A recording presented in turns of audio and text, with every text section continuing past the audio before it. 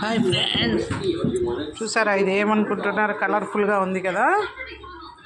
పచ్చి చింతాకు, పచ్చి మామిడికాయ ముక్కలు అన్నమాట. బాగా కడిగి 1-2 సార్లు ప్లేట్లో పెట్టాను. ఇప్పుడు ఆల్రెడీ మనం బేడలు, పసుపు కొద్దిగా, ఎండుమిర్చి, వెల్లుల్లి, ఆనియన్స్ అన్నీ వేసి గిన్నెలో ఉడకబెడుతున్నాము.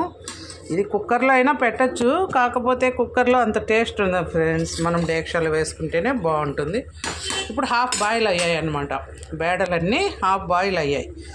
ఇలాంటప్పుడు చింతాకు పెట్టుకోవాలి మనం. చింతాకు, పచ్చి మామిడి వేసుకోవాలి.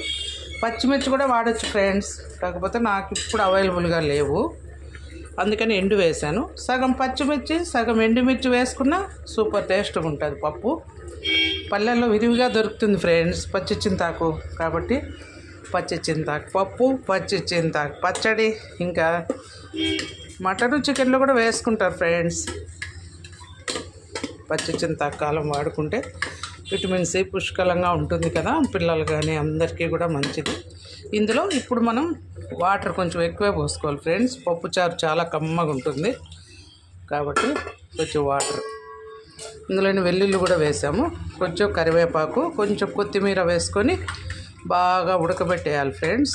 మొత్తం ఉడికిన తర్వాత మళ్ళీ చూపిస్తాను, మళ్ళీ తిరుగుబాటు పెట్టుకోవడమే. ఇలా అయితే పప్పు రుద్దేశాం ఫ్రెండ్స్.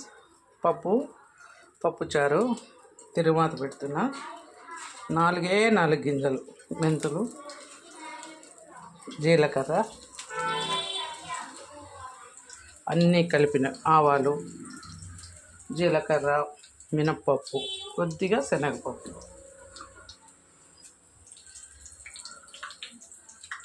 ఎండుమిర్చి, వెల్లుల్లి,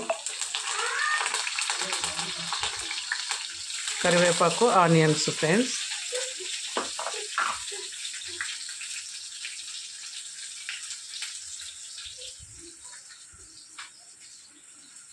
ఇదేది నాన్న కలబెడతా ఉంది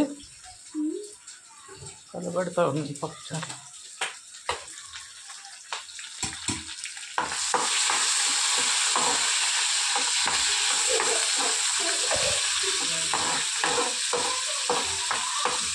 ఇది బాగా మెత్తగా ఉడుకుతూనే పప్పులో కొంచెం, పప్పుచారులో కొంచెం వేసేయడం. తర్వాత బాగా వేగిపోయింది ఫ్రెండ్స్. చూడండి, మిర్చి కలర్ వచ్చేసినాయి, ఆనియన్స్ బ్రౌన్ తిరిగినాయి.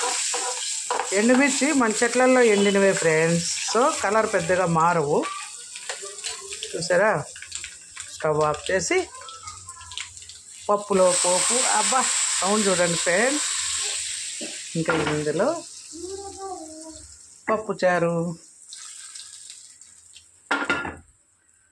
చూడండి, కలర్ఫుల్గా చింతాకు, పచ్చి మామిడి, 1-2 లేదా టమోటా జస్ట్ ఫ్లేవర్కు పప్పుచారు. మా ఇంట్లో అందరికి ఇష్టం ఫ్రెండ్స్ పప్పుచారు. సపరేట్ రసం అవసరం లేదన్నమాట. ఇంకా ఓకేనా ఫ్రెండ్స్, నచ్చితే ఒక లైక్ వేయండి ఫ్రెండ్స్.